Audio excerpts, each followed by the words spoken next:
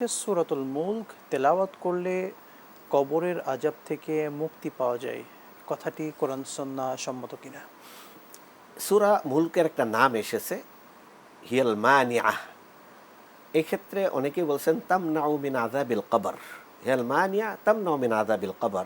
এটা এই হাকিম মুসনাদে এই হাদিসটি আছে, এটাকে অনেকেই শুদ্ধ বলেছেন, মানে কবর আযাব থেকে এটা মানুষকে সেভ করবে, রক্ষাকারী।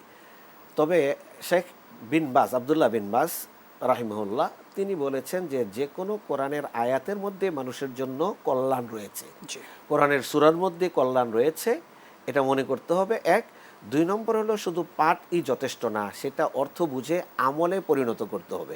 সূরা বুলকে এমন কি আলোচ্য বিষয় রয়েছে যেগুলো আমরা এটা বুঝে আমরা আমল করলে আমার জন্য কবর আযাব থেকে এটা রক্ষাকারী হবে, তখনই সেটা আমার জন্য পরকালে রক্ষাকারী হিসাবে আসবে, সুপারিশকারী হিসাবে আসবে। এটাকে আমাদের সামনে নিয়ে আমল করতে হবে। শুকরান, জাযাকাল্লাহ।